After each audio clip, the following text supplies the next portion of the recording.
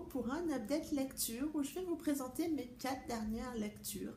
4 bonnes lectures et donc on commence tout de suite. On commence par Nos infinis chaos de Alfreda Envy.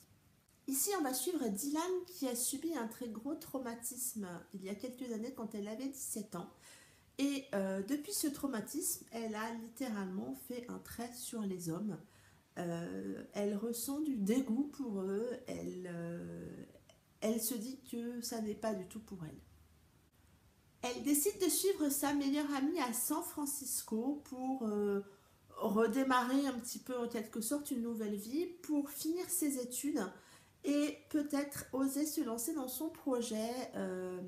Elle a très envie d'ouvrir une boutique de fleurs, c'est une passion qu'elle a depuis très longtemps, qui lui a été donnée par sa grand-mère et elle a ce souhait d'ouvrir sa propre boutique, même si on ressent qu'il y a une certaine crainte sur un projet et sur une idée qu'elle trouve, entre guillemets, assez simple.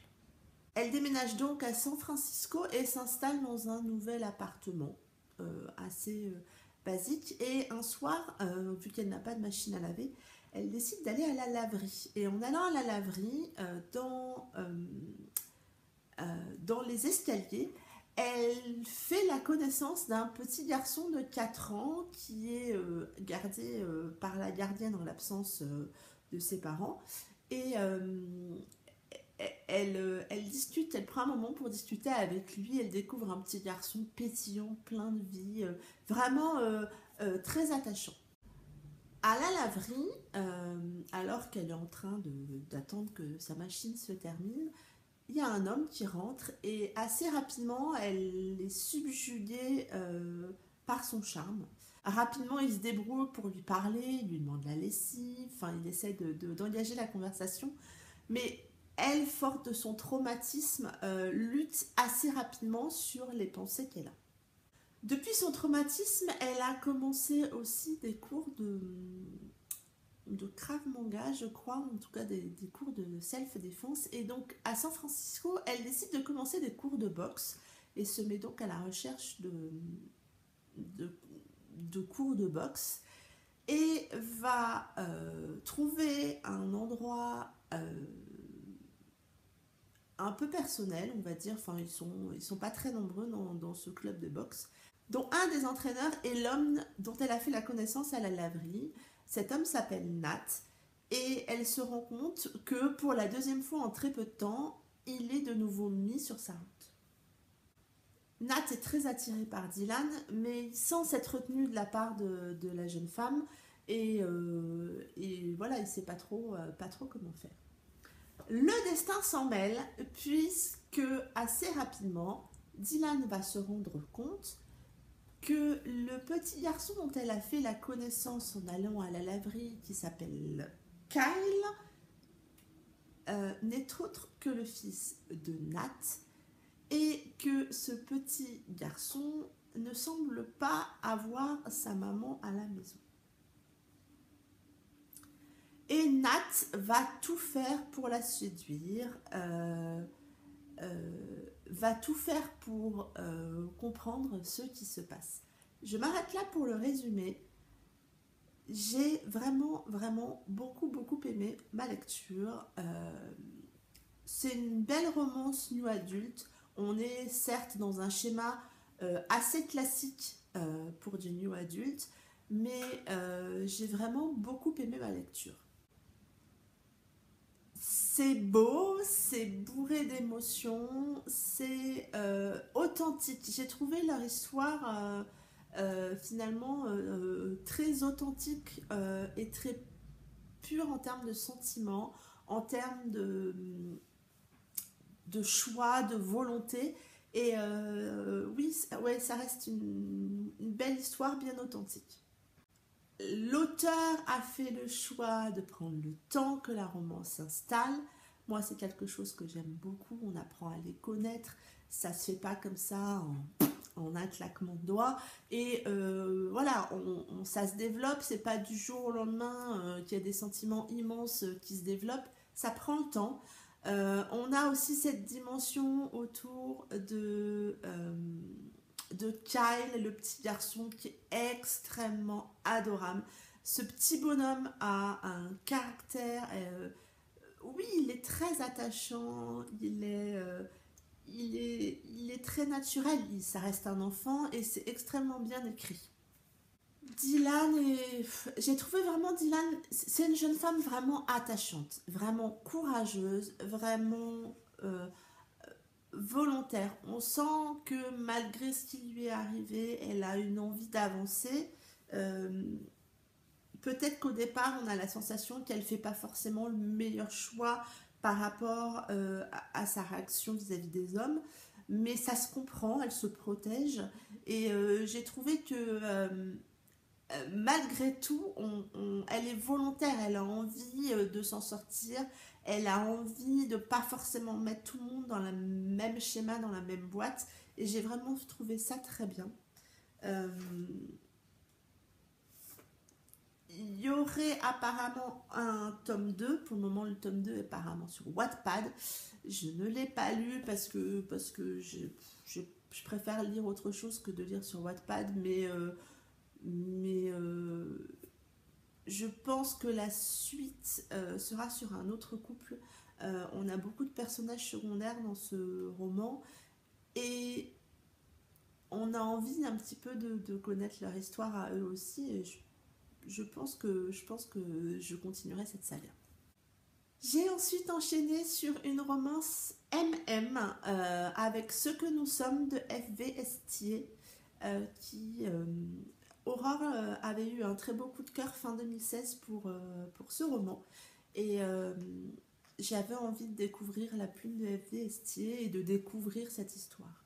Et mon Dieu, quelle histoire! On retrouve ici Alex et Sierra qui sont meilleurs amis depuis très très longtemps. Ils vivent ensemble en colocation et Sierra, le fiancé de Sierra l'a quitté comme ça du jour au lendemain sans donner aucune raison. Et du coup Sierra est dans une profonde dépression. Elle se laisse aller, elle ne mange plus, elle ne se maquille plus, elle ne sort plus. Elle fait même une tentative de suicide. Et Alex la tient un peu à bout de bras. Vraiment, c'est l'image qu'on peut avoir. Il fait tout pour l'aider. Il met sa vie entre parenthèses pour aider sa meilleure amie. Un jour où Sierra va déjeuner avec sa mère au restaurant, sa mère qui a envie un petit peu qu'elle sorte de cet état dépressif, sa mère, qu'est-ce qu'elle va faire? Elle va donner son numéro de téléphone au serveur qu'elle trouve relativement mignon. Ce serveur, c'est Zach. Et ils vont, sur un petit coup de tête, on va dire, de Zach, ils vont donc se rencontrer et ils vont sortir ensemble. Ils entament donc tous les deux une relation, mais Zach est bisexuel et très libre dans ses relations, mais il fait le choix, bien entendu, de ne pas le dire à Sierra. Et quand Zach va faire la connaissance d'Alex, il est subjugué par Alex, il est très attiré par Alex qui est hétéro. Mais Alex va succomber à la tentation et donc une romance va s'installer entre ces deux-là. Je vais m'arrêter là pour le résumé. J'ai beaucoup aimé ma lecture. C'est un chouïa du coup de cœur. J'ai ressenti tout ce qu'il faudrait pour un coup de cœur. Vraiment, c'est une très belle histoire. Le livre se découpe en deux parties vraiment très distinctes. La première partie, on est plutôt sur un schéma de triangle amoureux et j'avoue, moi, c'est pas forcément quelque chose qui m'attire beaucoup. Et donc la seconde partie qui est autour d'une romance MM, je ne spoile pas, je ne dévoile rien du tout. Le roman se vend comme une romance MM, donc on sait très bien que ça va arriver.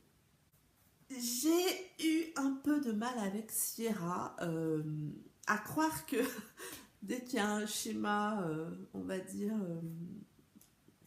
autour d'un triangle amoureux, c'est plutôt la nana, j'ai du mal à supporter, mais c'est encore le cas là. Syrah, je l'ai trouvée très très égoïste au début du roman. Euh, Elle ne se rend pas compte de tout ce qu'Alex fait pour elle. Elle ne se rend pas compte qu'Alex euh, met sa vie entre parenthèses pour elle. Elle ne se rend pas compte de ce qui se passe entre Zach et Alex et ne voit pas tout le chamboulement que cela amène auprès d'Alex.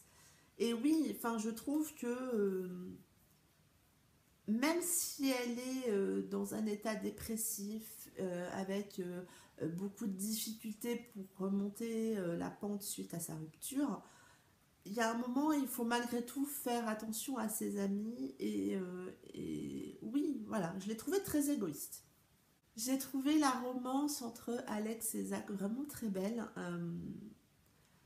Alex, vu que c'est la première relation homosexuelle pour Alex, forcément, Zach va lui faire découvrir tout ça. Et c'est très beau la manière dont tout ceci est abordé. Euh, je trouve que les sentiments sont décrits vraiment avec beaucoup de sincérité, beaucoup de pureté aussi. La plume de FVST est vraiment, vraiment euh, ouais, fluide, agréable, addictive aussi parce qu'on a envie de savoir la suite du roman. Quelle fin compliquée, triste. euh, j'ai ouais, j'ai pleuré. Beaucoup. J'ai beaucoup pleuré. L'auteur, heureusement, nous fait le plaisir de nous faire un petit épilogue qui fait qu'on... Heureusement qu'il est là, parce que sinon, je pense que ça aurait été compliqué après cette lecture. C'est plein d'espoir, c'est beau, c'est aussi comment apprendre à vivre avec un secret, comment affronter sa... euh, comment montrer son homosexualité au grand jour. Et c'est vraiment, vraiment très bien écrit. Moi, j'ai beaucoup, beaucoup aimé. Je pense que je vais regarder un petit peu ce que l'auteur a écrit d'autre. Mais vraiment, c'est un très, très beau roman. Et si vous avez envie de découvrir cette histoire, je ne peux que vous la conseiller. N'ayez pas peur du triangle amoureux, essayez d'avancer, vous verrez, c'est une très très belle lecture. J'ai ensuite continué avec une saga MM dont j'entends beaucoup beaucoup parler. Euh, Ça a été très rigolo parce que j'avais très envie de commencer donc cette saga. Et le soir où je me suis décidée, j'ai envoyé un message à Aurore et je lui ai dit est-ce que tu as envie qu'on fasse une lecture commune. Et il s'est avéré que le même jour, Aurore avait proposé à Sam de faire également cette lecture commune. Enfin, plus particulièrement, Aurore a dit je vais commencer le tome 1 et Sam, qui est une fan de cette saga, lui a dit bah, je le relis avec toi. Du coup, on a fait cette lecture à trois. Et donc, on a commencé Tai et Zen avec le tome 1 Track à New York de Abigail Roux et Madeleine Urban, qui est donc une romance MM, vraiment avec des avis extrêmement positifs. Et mon Dieu, quelle lecture! J'ai vraiment beaucoup, beaucoup aimé. On va retrouver ici Tai et Zen, qui sont deux agents du FBI qui ne se connaissent pas et qui n'ont jamais travaillé ensemble. Ils sont tous les deux convoqués chez le directeur du FBI et il va leur demander de travailler ensemble sur une série de meurtres à New York autour de l'affaire des trois États.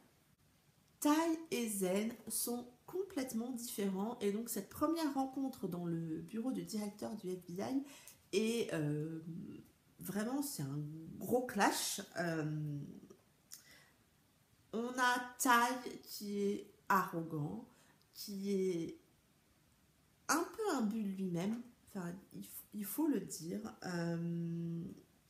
limite vulgaire dans sa façon d'être habillé et aussi dans ses paroles, et qui est très très solitaire.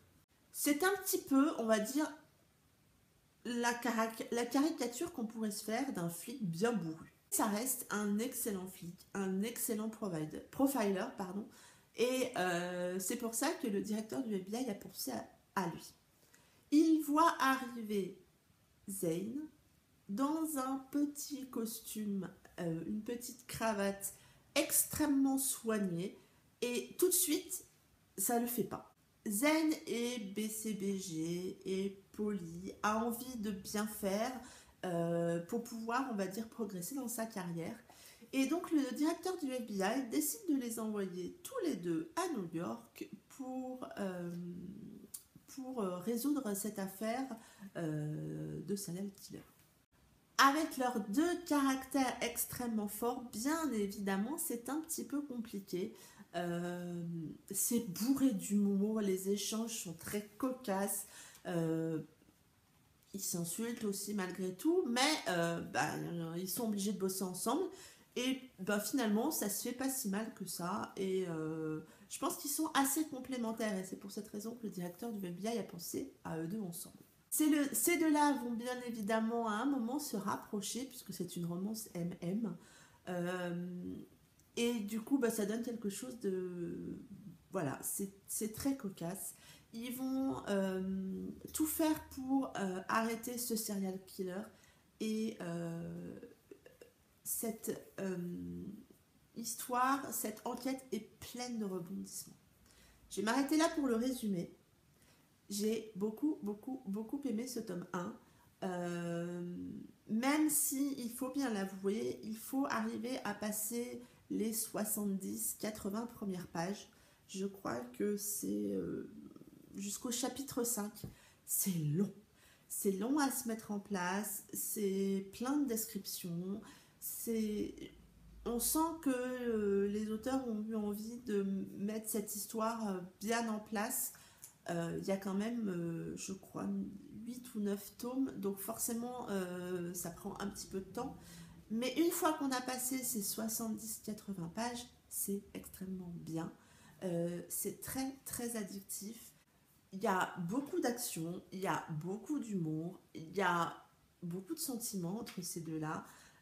C'est extrêmement touchant de voir à quel point une fois que leur histoire se met un petit peu en place, il y a beaucoup de sentiments, beaucoup de démonstrations de sentiments entre ces deux-là, alors que quand on les découvre au début, ils sont un petit peu bourrus, un petit peu ours sur toute taille, et du coup, c'est un petit peu par... Oui, je m'attendais pas à ce qu'il y ait autant de démonstrations de sentiments entre ces deux-là, et c'est vraiment sympa à lire. Oui, c'est beau, il faut le dire, c'est vraiment bien. Un petit bémol, il y a quand même beaucoup de soucis de traduction dans ce tome-là. On en a beaucoup parlé avec Sam et Aurore, et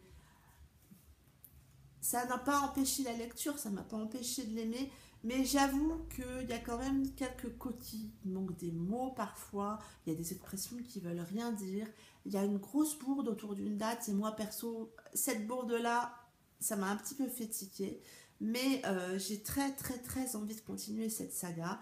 Je pense que je vais très rapidement enchaîner sur le tome 2.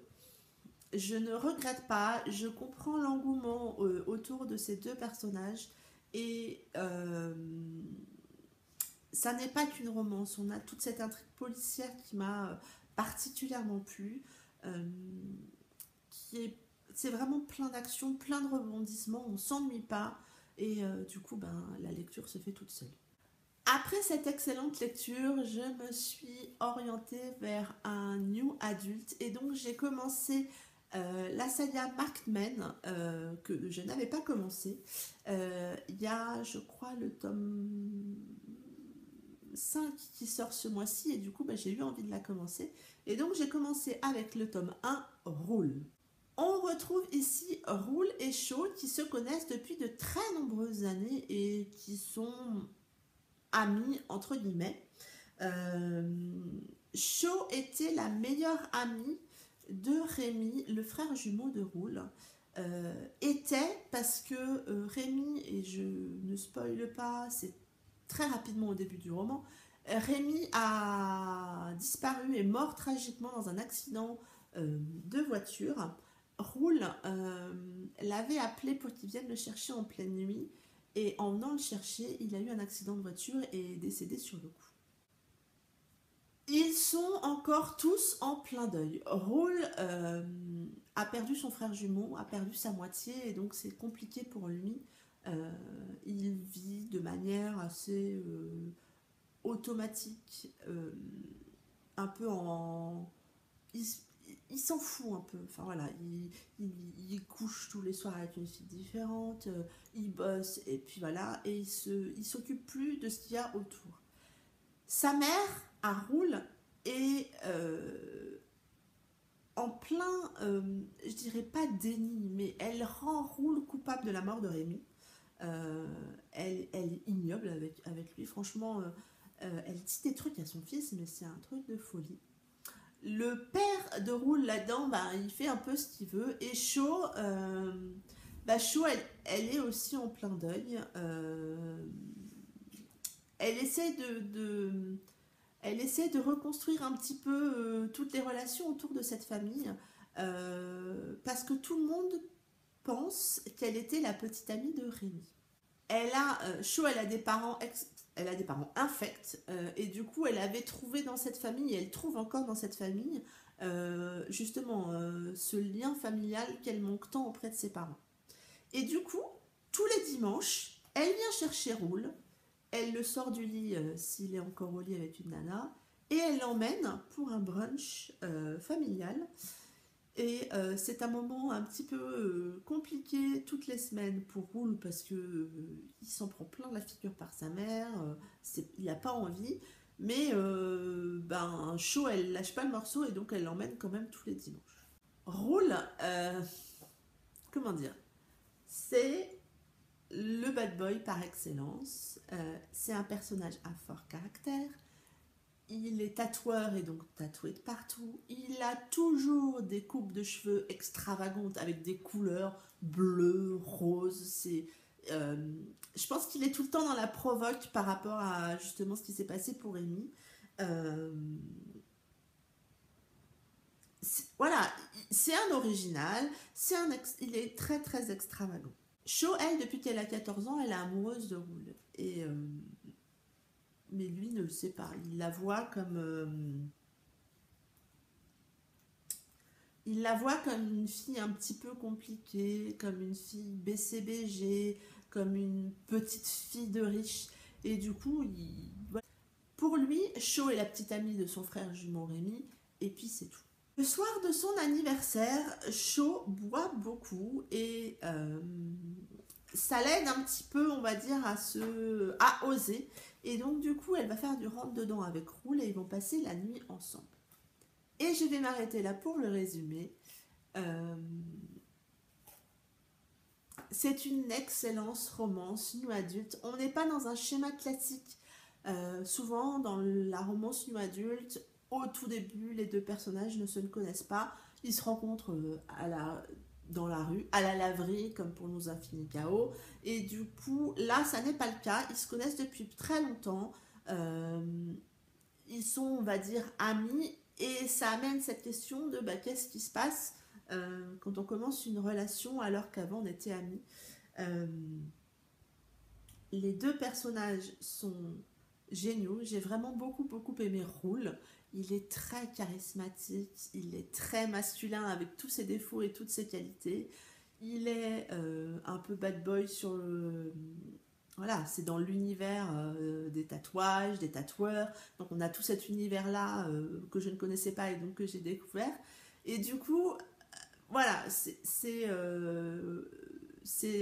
le personnage de romance nu adulte un petit peu classique qui a fait moi, enfin ça l'a fait pour moi sans aucun souci.